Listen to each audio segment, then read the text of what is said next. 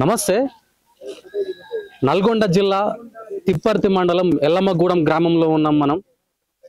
మనమందరం చూసిందే సర్పంచ్ అభ్యర్థిగా బీసీ బిడ్డ నామినేషన్ అయ్యబోతా ఉంటే అడ్డుకొని కిడ్నాప్ చేసిన ఘటన కలకలం రేపిన ముచ్చట మనం అందరం చూసినాం. ఇలా ఊరికి వచ్చినాం. అసలు బీసీ బిడ్డ నామినేషన్ అయ్యకుండా ఎవరు అడ్డుకున్నారు? సో మాట్లాడదాం. బీసీ నాయకులు ఉన్నారు మనతో పాటు. ధనంజయ అన్న, నమస్తే. నమస్తే. తిప్పర్తి మండలం ఎల్లమ్మగూడ గ్రామంలో ఉన్నాం. ఇవాళ ఇక్కడ సర్పంచ్ అభ్యర్థిగా బీసీ బిడ్డ నామినేషన్ చేస్తా ఉంటే అడ్డుకున్నది ఎవరు? అసలు మీ బీసీ సంఘాలు ఏం చేస్తున్నాయి? ఇవాళ తిప్పర్తి మండలం నల్గొండ నియోజకవర్గం తిప్పర్తి మండలం ఎల్లమ్మగూడెం గ్రామ పంచాయతీలో కాంగ్రెస్ పార్టీకి చెందిన నాయకుడు, ఇది బీసీ జనరల్ మహిళా స్థానానికి రిజర్వ్ అయింది, రిజర్వేషన్ లో భాగంగా. అయితే ఈ ప్రాంతంలో ఉన్న ఈ గ్రామానికి చెందినటువంటి కాంగ్రెస్ పార్టీ నాయకుడు ఊట్కూరు సందీప్ రెడ్డి అనే వ్యక్తి ఈ మండల జెడ్పీటీసీ పాశం రామరెడ్డి, ఈ జిల్లా డిసిఎంఎస్ చైర్మన్ బోల వెంకటరెడ్డి, ఈ ముగ్గురు కలిసి కుట్ర పన్ని ఈ గ్రామాన్ని యునానిమస్ చేయాలి, ఇక్కడ ఎవరు పోటీ చేయొద్దు అని వాళ్ళు ఒక పథకం రచించుకొని అప్పటికే 3 రోజుల నామినేషన్ల కార్యక్రమం ఉంటే 2 రోజుల పాటు ఎవరిని వేయకుండా బెదిరించి ఉన్నారు అని చెప్పి తెలిస్తే ఈ క్రమంలో మామిడి నాగలక్ష్మి అనే వ్యక్తి మహిళ ధైర్యంగా ముందుకొచ్చి నేను నామినేషన్ వేస్తాను అని చెప్పి ఆమె ప్రిపేర్ కాగానే తెల్లారు లేవగానే వాళ్ళ భర్తను ముందు రోజు రాత్రి వాళ్ళు అనుకోని ముందు రోజు ఆ బ్యాంక్ అకౌంట్ ప్రాసెస్ అదంతా చేసుకోగానే తెల్లారు ఉదయాన్నే ఆమె భర్తను కిడ్నాప్ చేసి దారుణంగా కత్తులతో బెదిరించి చివరికి మద్యంలో మూత్రం కూడా కలిపి తాగించి వాళ్ళని ఈ రకంగా ఉదంతం జరిగింది అని చెప్పి మా దృష్టికి వచ్చింది. రాగానే బీసీ సంఘాలుగా అలాగే బిఆర్ఎస్ పార్టీ మాజీ ఎమ్మెల్యే కంచర్ల భూపాల్ రెడ్డి గారిని కూడా కలవడం జరిగింది. ఆమెతో పాటు మేము కూడా ఉన్నాం. వారు కూడా పార్టీ తరఫున మద్దతు ఇచ్చి మా అందరిని ఇక్కడికి పంపించి నామినేషన్ వేయించడం జరిగింది. అంటే ఇక్కడ కేవలం వాళ్ళే గెలవాలని ఏమన్నా కట్టబెట్టుకుని ఉన్నారు? ఇక్కడ వాళ్ళకి అసలు గెలిచే సీన్ ఉంటే ఎవడన్నా నామినేషన్ వేయకుండా అడ్డుకుంటారా? వాళ్ళకి గెలిచే సీన్ లేదు, గెలిచే ఓట్లు కూడా వాళ్ళకి పడవు. కానీ యునానిమస్ గా చేసి భయభ్రాంతులకు గురి చేసి నామినేషన్ రాకుండా చేసి తద్వారా వాళ్ళు గెలవాలని అనుకుంటున్నారు. అంటే యునానిమస్ చేయడం ఏంటి? ఇక్కడ అభ్యర్థి కూడా నిల్చోడానికి సిద్ధంగా ఉంది కదా, ఇదెక్కడ ప్రజాస్వామ్యం అని ఎవరు అన్నారా? ఎందుకన్నారు? అన్నం కాబట్టి ఇవాళ మేము అందరం అండగా నిలబడ్డాం. వివిధ పార్టీలు కూడా వాళ్ళకు మద్దతు ఇచ్చినాయి. బిఆర్ఎస్ పార్టీ ఇచ్చింది. ఆ బీసీ బిడ్డని గెలిపించడానికి వీళ్ళందరూ కూడా ప్రయత్నం చేస్తున్నారు. ఇక్కడ ఇదివరకు లెక్క కాదు, బీసీలు కూడా ఇప్పుడు చాలా చైతన్యం అయ్యారు. ఇదేదో 1950 దశకంలో స్వతంత్రం వచ్చిన కొత్తలో ఉండే ఎవరన్నా ఉండి భయపెట్టే. నల్గొండ జిల్లాలో ఇటువంటి సంఘటనలు ఎప్పుడైనా జరిగినాయి గతంలో 10 ఏళ్లలో? కూడా 10 ఏళ్లలో ఏమన్నా జరగలేదు. ఇప్పుడే ఇలా కొత్త ట్రెండ్ స్టార్ట్ చేసిర్రు.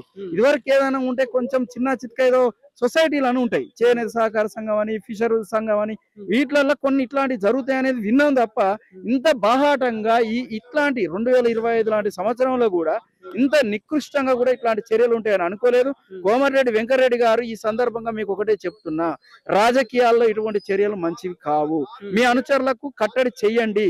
ఈ పిచ్చి పిచ్చి చేష్టలు వాళ్ళని బంద్ చేయమని చెప్పండి. లేకపోతే బీసీలు అందరూ ఒకసారి గట్టిగా గర్జిస్తేనే ఈ దుర్మార్గులు వీళ్ళంతా కొట్టుకపోతారు. ఇంకా 3 ఏళ్ళ ఎలక్షన్లు ఉన్నాయి. దమ్ము ఉంటే కోమటిరెడ్డి వెంకటరెడ్డి గారు బీసీల ఓట్లు నాకు వద్దు అని చెప్పు, చూసుకుందాం. ఇక అంటే బీసీలకు 50% రిజర్వేషన్ నల్గొండలో కేటాయిస్తా అని చెప్పిన ఇట్లా బీసీలకు 50% ఇస్తారు, 42 ఏమో రిజర్వేషన్ ఇస్తా అన్నారు. అది తప్పుడు పనులు చేసి దాన్ని చట్ట సవరణ సరిగ్గా చేయకుండా సుప్రీంకోర్టు దాకా తీసుకుపోయి సపరేట్ గా నల్గొండకి 50% ఇస్తా అని చెప్పిండు. 50% పైన అన్నాడు. 50 ఇయ్యకపోగా ఆ దిక్కుమాల కాంగ్రెస్ పార్టీ 17% ఇచ్చింది. ఈ వెంకటరెడ్డి గారు ఆ శాతానికి మించి జనరల్ లో ఒక్కరికంటే ఒక్కరు కూడా బీసీ అభ్యర్థులను నిలబడనీయలేదు. ఓవేళ ముందుకు నిలబడటానికి వచ్చిన వ్యక్తుల్ని ఈ రకంగా ఇబ్బంది పెడుతున్నాడు. అందుకే బీసీ ప్రజలందరం కూడా ఇప్పుడు చైతన్యమైన 3 సంవత్సరాలు ఎన్నికలు జరగబోతున్నాయి.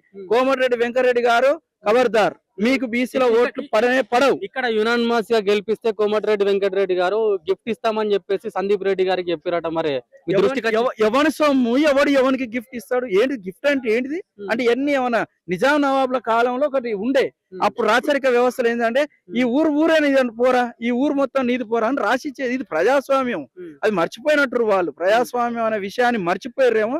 అందుకే మేము నాగలక్ష్మి గారి గెలుపు ద్వారా ప్రజాస్వామ్యాన్ని చూపించదలుసు. వాస్తవంగా నల్గొండ జిల్లాలో ఇలాంటి దుర్ఘటన ఎప్పుడు జరగలేదు. మరి ఒక సర్పంచ్ క్యాండిడేట్ ని నామినేషన్ వేస్తానే ఒక అభ్యర్థిని ఇక్కడ రిజర్వేషన్లు వచ్చిన తర్వాత మరి ఘోరంగా తనని తీసుకెళ్లి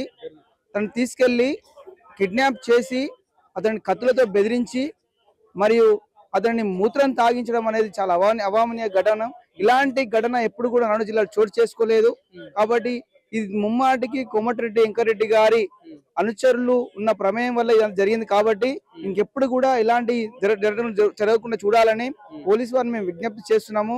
ఎస్పీ గారు కూడా ఎస్పీ గారిని మేము కోరుకునేది, డిఎస్పీ గారు మేము కోరుకునేది ఏంటంటే వాళ్ళు తక్షణ ప్రొటెక్షన్ కల్పించాలి.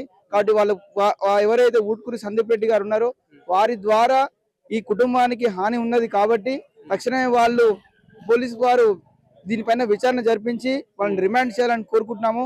అదే ఒక బీసీ, ఎస్సీ, ఎస్టీ, మైనార్టీ బిడ్డలు అయితే ఇంటికి వచ్చి లిఫ్ట్ చేసి మరీ తీసుకెళ్లి డిమాండ్ చేసే పరిస్థితులు ఉన్నాయి. కాబట్టి ఈ రోజు ఈ ఘటన మనం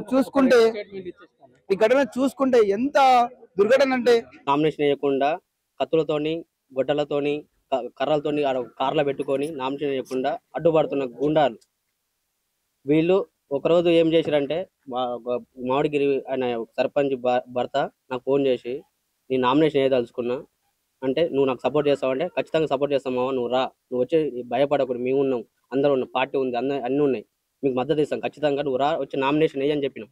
చెప్పిన తర్వాత సరే అల్లుడు నేను వస్తా, నేను రేపు వస్తున్నా, నామినేషన్ వేస్తా, నువ్వు నీ వార్డు మెంబర్లు ఉన్నారు కదా అందరు కలిసి నామినేషన్ వేద్దాం అని చెప్పి అన్నాడు. అన్న తర్వాత అయిపోయింది. నైట్ తెల్లారిన తర్వాత నేను ఫోన్ చేసిన 9 గంటలకు ఫోన్ చేసిన, ఫోన్ స్విచ్ ఆఫ్ వస్తుంది సమయంలో నాకు తెలిసిన రిపోర్ట్ ప్రకారం కిడ్నాప్ అని తెలిసింది. కిడ్నాప్ అని తెలిసిన విషయం తెలుసుకొని నాగమ్మకి దగ్గరికి పోయి మేము ఒక 10 మంది కలిసి పోయినాం. అది నల్గొండ పోయినాం, కంచెల భూపాలరెడ్డి ఇంటికి పోయినాం. అన్న ఇట్లా సంగతి అన్న ఇట్లా కిడ్నాప్ అయినా అని చెప్పినాం. చెప్తే తక్షణమే డిఎస్పీ శివరామరెడ్డి గారికి కంచెల భూపాలరెడ్డి గారు ఫోన్ చేసి ఆయన ఏమంటాడు, నీ దగ్గరనే ఉన్నాడంట, నువ్వే కిడ్నాప్ చేసినావంట కదా, నువ్వే కిడ్నాప్ చేసి నాకెందుకు ఫోన్ చేస్తున్నావు, నువ్వు ఇలా నీ నామినేషన్ వేయమని నువ్వే చెప్పినావంట కదా, వాళ్ళని ఊకకుండా ఒత్తిడి పెడుతున్నావు కదా నామినేషన్ వేయమని, నువ్వు నాకెందుకు ఫోన్ చేసినావని శివరామరెడ్డి గారు అట్లా డిపార్ట్మెంట్ ఆయన అట్లా వాళ్ళకు మద్దతుగా ఉంటే భూపాలరెడ్డి అన్నాడు.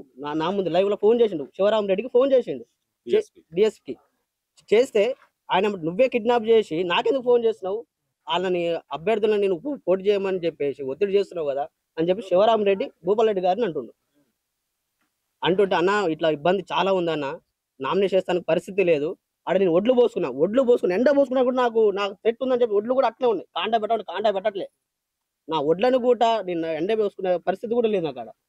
ఆడ గ్రామ పంచాయతీ కానీ ఒడ్లు పోసిన నేను అట్లా నాకు 3 రోజుల సంది నామినేషన్ వేద్దాం అనుకుంటున్నా, వీళ్ళు కర్రలు కత్తులతోని రౌడీలతో ఆడబెట్టుకుంటే నాకు భయం అవుతుంది. నేను అమ్మటే భూపాలరెడ్డి గారికి కలిసిన, అన్న ఇట్లా జరుగుతుందన్న ఊళ్ళో పరిస్థితి ఎట్లా ఉందని అంటే, తమ్ముడు నేను వస్తున్నాపా అని చెప్పేసి కార్లు ఎక్కించుకొని నన్ను తీసుకుని వచ్చి నామినేషన్ ఆయన అన్న ధైర్యంతో నేను నామినేషన్ వేయడం జరిగింది. వేసిన తర్వాత ఈయన కిడ్నాప్ అయింది కదా, ఆచూకు తెలవట్లేదు, ఆచూకు తెలవపోయేసరికి ఇది ఎట్లా ఉంది కథ ఎట్లా మళ్ళీ మళ్తుంది అని చెప్పేసి వీళ్ళకి ధైర్యంగా నేను నా భార్యను తీసుకొచ్చాను. చిన్న పిల్ల, నాకు చిన్న బాబు ఉన్నాడు 6 మంత్స్. ఇప్పుడు నా భార్యని నా పిల్లల్ని ఎత్తుకొని వచ్చి వీళ్ళకి ధైర్యంగా నేను నామినేషన్ వేయడం జరిగింది. నా భార్యతో నామినేషన్ వేయించిన తర్వాత మళ్ళీ వార్డు మెంబర్గా 2nd వార్డుకు నేను నామినేషన్, అది ఎస్సీ రిజర్వేషన్. ఆ ఎస్సీ రిజర్వేషన్ ఉన్న నామినేషన్ కూడా నువ్వు వేయొద్దురా, నువ్వు వేసి నేను చంపేస్తా, నువ్వు ఒకసారి నీ భార్య పిల్లల్ని చూసుకొని రా, తరవితీరా చూసుకొని వచ్చిన తర్వాత నువ్వు నామినేషన్ చేసిన బయట పెట్టగానే నేను కత్తుతో నరికి నేను చర్లేస్తాం అని చెప్పి బెదిరిస్తున్నాడు ఊటుకూరు సందీప్ రెడ్డి. ఇట్లా బెదిరించడం జరిగింది. అంతలో భూపాలన్న రాగానే ఆ ధైర్యంతో నేను నామినేషన్ చేసిన.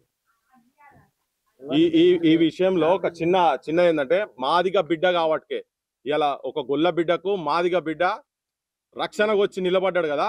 మాదిగ సంఘాలు మొత్తం ఈవెన్ నేను ఎంఆర్పిఎస్ వాళ్ళకు కృష్ణన్న కూడా నేను విజ్ఞప్తి చేస్తున్నా, కృష్ణన్న నువ్వు కూడా ఈ ఊరికి విజిట్ కావాలి, నీ టీంని ఇక్కడ పెట్టాలి, వీళ్ళకి రక్షణగా ఉండాలి, ఈ ఇష్యూను మీరు కూడా మాట్లాడాలి, మీ సంఘంకెళ్ళి కూడా మాట్లాడాలి. ఎవరెవరైతే ఈ పేద ప్రజలకు పేద కులాలకు సంబంధించినటువంటి వాళ్ళు ఉన్నారో వాళ్ళందరూ ఇష్యూ టేకప్ చేయాల్సిన అవసరం ఉందని చెప్పారు.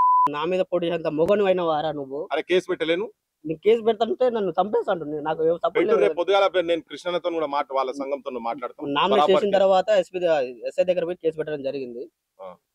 పెట్టిన మాదిగల నువ్వు నా మీద పోటీ చేసేంత మొగనమైన వారా నువ్వు? ఎక్కడెక్కడ వాళ్ళ బుద్ధ నోరు మూసుకొని పండుకుంటున్నారు, నువ్వెందుకు నీకు ఇంత, నువ్వు సోషల్ మీడియాలో ఇంత యాక్టివ్గా ఉంటున్నావు, టీఆర్ఎస్ పార్టీకి తొత్తువ, నువ్వెందుకు రామంటే రావట్లేవు నా దాంట్లో, నేను చంపేస్తా, నిన్ను కాంగ్రెస్ రాకపోతే నేను చంపేస్తా అని చెప్పి బెదిరించడం. నేను చేసే పొలాలు కూడా రానేయకుండా చేసిండు. కౌలుకు చేస్తాను, 40 ఎకరాలు కౌలు చేస్తా, లాస్ట్కి రేపు నారు పోసే టయానికి ఈరోజు పొలం నీకు ఇయ్యట్లేనని చెప్పించిండు. అప్పుడు నేను సంవత్సరం వరకు ఖాళీగా ఉన్నా, నాకు ఒక 5-6 లక్షలు నష్టం. దానికి ఎవరు బాధ్యత? నేను అప్పులు తెచ్చి పెట్టుకున్నాను నేను.